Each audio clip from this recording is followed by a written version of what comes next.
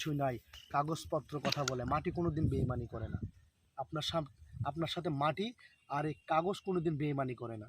আপনি কথা মনে রাখবেন, মাটি মাটির জায়গায় আছে, আর প্রকৃত দলিল কাগজপত্র সেই জায়গা মতোই আছে সরকারের কাছে। আপনাকে শুধু কষ্ট করতে হবে, এগুলো কোথায় আছে, কিভাবে আছে, এই মাটি কে খাচ্ছে, এই মাটিকে সত্যি কি আপনার নাকি অন্য কারো, এই মাটিকে আপনার পূর্বপুরুষের সূত্র তো আপনারই হবে, নাকি তারা সত্যি এগুলো বিক্রি করে দিয়ে গেছে। যদি এভাবে কষ্ট করতে পারেন, কষ্ট করে আপনারা দেখেন আপনাদের আশেপাশে অনেক মানুষ আছে যারা তাদের বাপদাদার সম্পত্তি বের করছে, কষ্ট হয়েছে, মারামারি হয়েছে, অনেক কিছু হয়েছে, কিন্তু বর্তমান আইন প্রেক্ষাগৃহে এমন পর্যায়ে চলে গেছে, মারামারি করলে আপনার সাথে কুলাতে পারবে না যদি আপনার কাগজপত্র ঠিক থাকে। আপনি একটা কথা মনে রাখবেন, আপনার কাগজপত্র ডকুমেন্ট সব কিছু যদি সঠিক থাকে, হ্যাঁ, আপনার শক্তি 10 জনের শক্তি আপনার শরীরে আসবে। আর যারা ডুপ্লিকেটভাবে অন্যায়ভাবে কারো সম্পত্তি জবরদখল করে খাচ্ছে, তারা যদি 100 জনও থাকে, তাদের শক্তি থাকবে 1 জনের মতো, কারণ তারা 2 নম্বর আর আপনি 1 নম্বর। অতএব সৎ সাহস নিয়ে আপনি এগিয়ে যান, আপনার কাগজপত্র বের করার চেষ্টা করুন, আপনার এভাবে আপনার বাপদাদার সম্পত্তি বের করার চেষ্টা করুন। ইনশাআল্লাহ আপনার জয় হবেনি। সঠিক কাগজপত্র সংগ্রহ করে আপনারা এগিয়ে যাওয়ার চেষ্টা করুন। বাপদাদার সম্পত্তি, বাংলাদেশ সরকার বর্তমানে যে আইনটা পাশ করেছে, এটা সবচেয়ে সুবর্ণ সুযোগ। এই সুযোগ আপনারা কেউ হাতছাড়া করবেন না। আপনারা খোঁজ নিয়ে দেখেন, আপনারা তদন্ত করে দেখেন, আপনারা দেখেন আপনার পূর্বপুরুষের সম্পত্তি তারা কি সত্যি কি বিক্রি করে খাইছে, নাকি এই সম্পত্তিগুলো তারা জবরদখল করে অন্য কোনো মানুষ খাইতেছে। এগুলো আপনার তদন্ত করুন, দেখুন। টাকা খরচ হলে টাকা খরচ করুন, কিন্তু আপনার পূর্বপুরুষের সম্পত্তি অন্য মানুষ খাবে, আর আপনারা কষ্ট করে চলাফেরা করবেন, কষ্ট করে খাবেন। আবার যারা আপনার বাপদাদার সম্পত্তি খাইতেছে, তারাই আবার আপনাদেরকে বড় বড় কথা বলবে। এটা তো মেনে নেওয়া যায় না। একটা কথা মনে রাখবেন, জীবনটা একটা জীবন যুদ্ধ, জীবনটা একটা সংগ্রাম। এই কষ্ট করে জীবন চাহিদা এভাবে চলাফেরা না করে আপনারা সঠিক পথে হাঁটেন, কাগজপত্র তোলেন, তুলে বাঘের মতো গর্জন দেন, দিয়ে নিজের বাপদাদার সম্পত্তি আপনারা বের করার চেষ্টা করেন। কত টাকায় খরচা যাবে, কত টাকাতে কতভাবে খরচা হচ্ছে, এগুলো বের করার চেষ্টা করেন। তারপরও দেখবেন, যদি আপনার মনে সন্দেহ থেকে থাকে যে অনেক কিছু আছে বা অনেক কিছুই নাই, কাগজপত্র কথা বলে। মাটি কোনো দিন বেইমানি করে। আসসালামু আলাইকুম বন্ধুরা, আপনার সাথে আজ কিছু গুরুত্বপূর্ণ বিষয় নিয়ে আলাপ আলোচনা করব। বিষয়টা হচ্ছে জমি বিষয়ক কিছু কথাবার্তা। আপনারা দেখবেন আপনাদের পূর্বপুরুষ যারা ছিল, ধরেন আপনার দাদা, আপনার দাদার বাপ, তার দাদার বাপ, ধরেন 3 পুরুষ।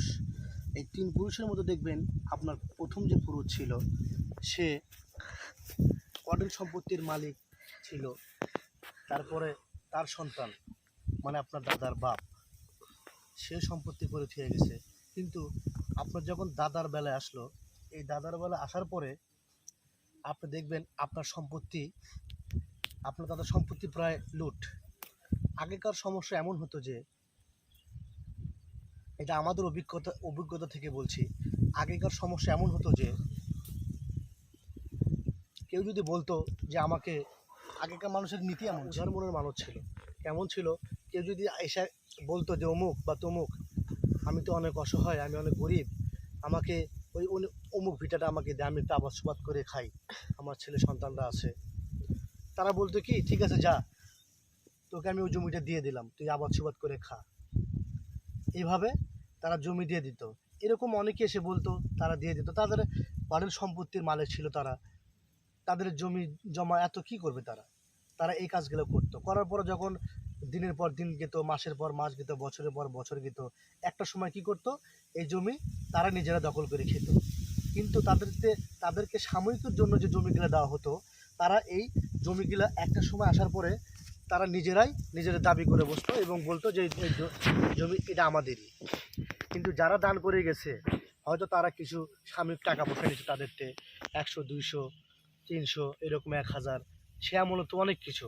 হ্যাঁ, কিন্তু আপনি খবর না দেখবেন আপনার দাদা অথবা আপনার দাদার বাপে তারা কিন্তু সেই জমিগুলো নামে করে দেয়নি। কিন্তু তারা সেই পূর্বপুরুষে তাদেরকে এভাবেই আবাদ করে দিত যে তোরা আবাদ করে খা, তারা এইভাবেই খেয়ে আসতো। বর্তমান প্রেক্ষাগেট অনেক আলাদা। আপনারা ভুক্তভোগী আছেন, আপনার পূর্বপুরুষের সম্পত্তি অন্য মানুষ খাচ্ছে, তাদের উদ্দেশ্যে আমি একটা কথা বলি। বিষয়টা হচ্ছে, আপনারা জমি জমার বিষয়ে আপনার দাগ নাম্বার সংগ্রহ করুন। আপনারা অনেকে জানেন যে আপনাদের পূর্বপুরুষের সম্পত্তি অনেক আছে, কিন্তু সেগুলো মানুষ জবরদখল করে খাচ্ছে। সেই বাপদাদার আমল থেকে তাদেরকে দিয়ে আসা হচ্ছে, তারা সেইভাবেই খাচ্ছে। আপনারা দাগ নাম্বার সংগ্রহ করবেন। দাগ নাম্বার সংগ্রহ করে যা যা প্রয়োজন, 40-62 থেকে শুরু করে যেসব মৌজা আপনাদের সম্পত্তি আছে, এগুলো আপনারা সংগ্রহ করবেন। দাগ নাম্বার সংগ্রহ করবেন, মাঠ পর্চা প্রিন্ট পর্চা তুলবেন। তারপরে আপনারা দেখতে পারবেন আপনার বাপদাদার সম্পত্তি কতটুক আছে, কতটুক বেচা খাইছে, কতটুক কারো দখল করে আছে। একটা কথা মনে রাখবেন, সেই আরও 20 বছর আগের আইন আর বর্তমান 2024-এর আইন রাত দিন ডিফারেন্স। কারণ কারো জমি কেউ যদি 100 বছর জবরদখল করেও খায়, সেই জমির যদি সঠিক দলিল কাগজপত্র না থাকে, এই সম্পত্তি যার, এই সম্পত্তি তারই হবে। কিন্তু আপনি যে 100 বছর জবরদখল করে খাইছেন, এই সম্পত্তির মালিক আপনি কখনোই হতে পারবেন না। এটা বর্তমান সরকার। আমরা যারা ভুক্তভোগী আছি, এরকম আমাদের জন্য একটা প্লাস পয়েন্ট যে আমাদের সরকার বর্তমানে যে আইনটা পাশ করেছে, এটা সবচেয়ে সুবর্ণ সুযোগ। এই সুযোগ আপনারা কেউ হাতছাড়া করবেন না। আপনারা খোঁজ নিয়ে দেখেন, আপনারা তদন্ত করে দেখেন, আপনারা দেখেন আপনার পূর্বপুরুষের সম্পত্তি তারা কি সত্যি কি বিক্রি করে খাইছে, নাকি এই সম্পত্তিগুলো তারা জবরদখল করে অন্য কোনো মানুষ খাইতেছে। এগুলো আপনার তদন্ত করুন, দেখুন। টাকা খরচ হলে টাকা খরচ করুন, কিন্তু আপনার পূর্বপুরুষের সম্পত্তি অন্য মানুষ খাবে, আর আপনারা কষ্ট করে চলাফেরা করবেন, কষ্ট করে খাবেন। আবার যারা আপনার বাপদাদার সম্পত্তি খাইতেছে, তারাই আবার আপনাদেরকে বড় বড় কথা বলবে। এটা তো মেনে নেওয়া যায় না। একটা কথা মনে রাখবেন, জীবনটা একটা জীবন যুদ্ধ, জীবনটা একটা সংগ্রাম। এই কষ্ট করে জীবন চাহিদা এভাবে চলাফেরা না করে আপনারা সঠিক পথে হাঁটেন, কাগজপত্র তুলে বাঘের মতো গর্জন দেন, দিয়ে নিজের বাপদাদার সম্পত্তি আপনারা বের করার চেষ্টা করেন। টাকায় খরচা যাবে, কত টাকাতে কতভাবে খরচা হচ্ছে, এগুলো বের করার চেষ্টা করেন।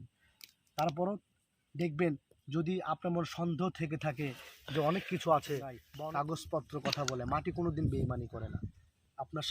আপনার সাথে মাটি আর এই কাগজ কোনোদিন বেইমানি করে না। আপনি কথা মনে রাখবেন, মাটি মাটির জায়গায় আছে, আর প্রকৃত দলিল কাগজপত্র সেই জায়গা মতি আছে সরকারের কাছে। আপনাকে শুধু কষ্ট করতে হবে, এগুলো কোথায় আছে, কিভাবে আছে, এই মাটি কে খাচ্ছে, এই মাটিকে সত্যি কি আপনার নাকি অন্য কারো, এই মাটিকে আপনার পূর্বপুরুষের সূত্র তো আপনারই হবে, নাকি তারা সত্যি এগুলো বিক্রি করে দিয়ে গেছে।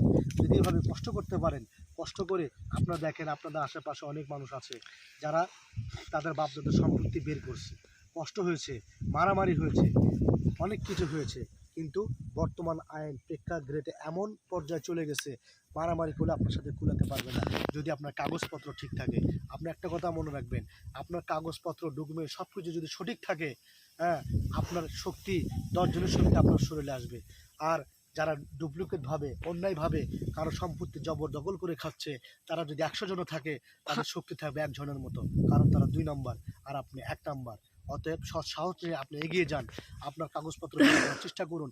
আপনার এভাবে আপনার বাপদাদার সম্পত্তি বের করার চেষ্টা করুন, ইনশাআল্লাহ আপনি জয় হবেনই। সঠিক কাগজপত্র সংগ্রহ করে আপনারা এগিয়ে যাওয়ার চেষ্টা করুন। বাপদাদার সম্পত্তি এভাবে কোনো মানি হয় না। ভালো থাকবেন। আসসালামু আলাইকুম। আমার কথাগুলো বোঝার চেষ্টা করুন।